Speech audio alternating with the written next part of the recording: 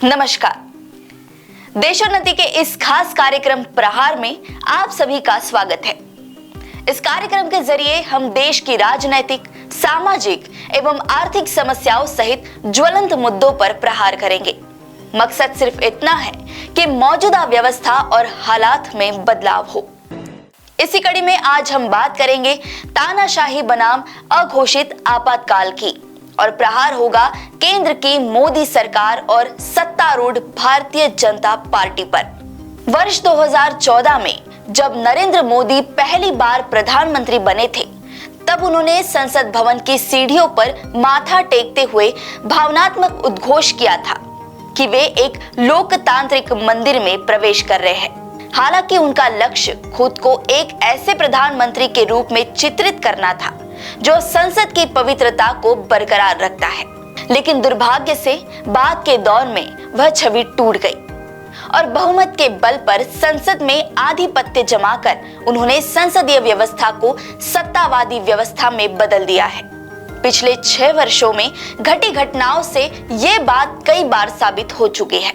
आज केंद्र सरकार और सत्ताधारी पार्टी व उसके संगठनों का उपद्रव इस हद तक बढ़ गया है कि देश में अघोषित आपातकाल जैसे हालात नजर आने लगे हैं। उदाहरण के तौर पर सांप्रदायिकता को बढ़ावा दिया जा रहा है।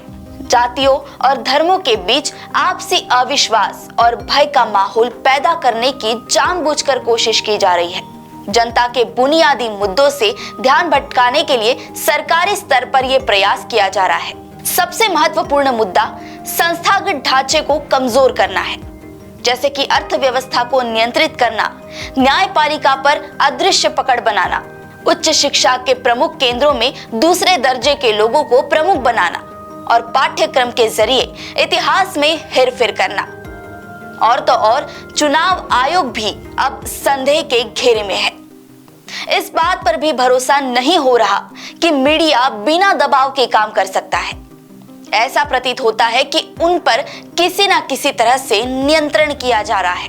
गौरतलब है कि बीजेपी ने सितंबर 2013 में मोदी की उम्मीदवारी की घोषणा की थी और तभी से मीडिया पर इस तरह का दबाव चल रहा है।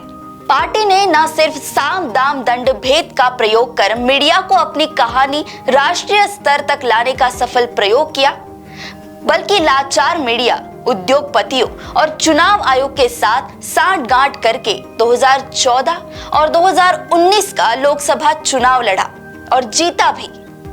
इसके अलावा अन्य राज्यों के विधानसभा चुनावों में भी जीत हासिल की। ये बात किसी से छुपी नहीं है कि बीजेपी ने बड़े बड़े इलेक्ट्रॉनिक मीडिया घरानों को भरपूर विज्ञापन दिए और मीडिया ने भी बीजेपी को खूब प्रचार दिया। वर्तमान में आम लोगों में इस बात को लेकर असंतोष बढ़ रहा है कि महंगाई बढ़ रही है। वहीं उद्योग और व्यापार क्षेत्र में यह भावना प्रबल हो रही है कि सरकारी नीतियों का दायरा बहुत संकीर्ण होता जा रहा है और कृषक वर्ग तो हमेशा से ही कष्ट सहने का आदी ही हो गया है। अर्थशास्त्री भविष्यवाणी कर रहे हैं कि अर्थव्यवस्था गिर रही है।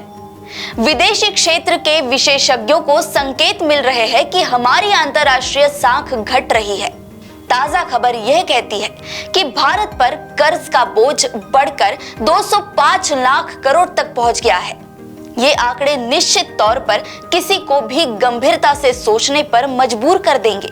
भले ही वैश्विक संगठनों ने भारत को सावधान रहने की चेतावनी दी है, लेकिन सरकार इस पर भी ध्यान नहीं दे रही है।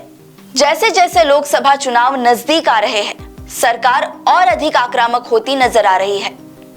हाल ही में जिस क्रूर तरीके से 146 सांसदों को निलंबित किया गया और विपक्ष की आवाज को दबाया जा रहा है, उससे कम यही तो कहा जा सकता है। जाहिर है, संसद में हुई घुसपैठ से मोदी सरकार की सुरक्षा व्यवस्था की किरकिरी हुई है और इसकी भरपाई के लिए अब विरोधियों पर निशाना साधा जा रहा है। सुरक्षा व्यवस्था में ढिलाई का मुद्दा उठाने वाले विपक्ष को निलंबित कर उनकी आवाज को दबाने की कोशिश की गई, जबकि गृह मंत्री अमित शाह को इस मामले में बयान देना चाहिए था। यह सब उसी समय हुआ जब इंडिया अलायंस के नेताओं की दिल्ली में बैठक होने वाली थी। इससे पहले भी इंडिया अलायंस की बैठकों के दौरान और इससे जनता का ध्यान भटकाने के लिए कुछ झूठी चर्चाएं भी हुई थी। कभी एक देश एक चुनाव कराने के नाम पर विपक्ष की रणनीति को प्रभावित करने का प्रयास किया गया, तो कभी कुछ और। इसलिए हम इस संभावना से इनकार नहीं कर सकते कि इंडिया अलायंस की बैठक और इस थोक निलंबन के बीच कोई संबंध है। ऐसे समय में पूर्व प्रधानमंत्री स्वर्गीय इंदिरा गांधी की इमरजेंसी की याद जरूर आती है। उस दौरान कम से कम ये तो स्पष्ट था कि देश में इमरजेंसी है, लेकिन अब आपातकाल की वास्तविक घोषणा के बिना ही दमन जारी है। संसद में जो कुछ भी कहा जाता है वो मिनटों में दर्ज होता है। विरोधियों के भाषणों और उनके द्वारा पूछे गए सवालों से एक लिखित इतिहास बनता है। लेकिन मोदी सरकार यह सुनिश्चित करने का प्रयास कर रही है कि भविष्य की पीढ़ियों के लिए ऐसा कोई सबूत या इतिहास उपलब्ध ना हो।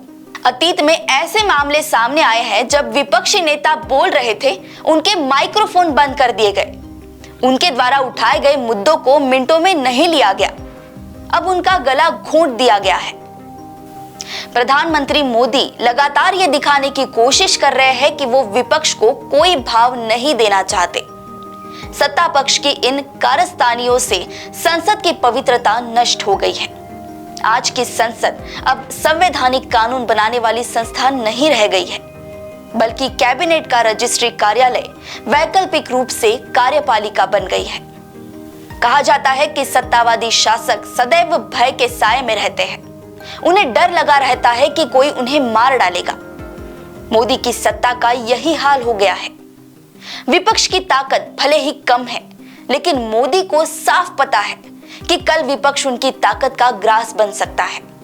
इसीलिए वे विरोध की किसी भी आवाज को बर्दाश्त करने में असमर्थ हो गए हैं। इतिहास गवाह है कि इस प्रकार के अधिनायकवादी, आत्ममुग्ध लेकिन भय फैलाने वाले शासकों का अंत बहुत बुरा होता है।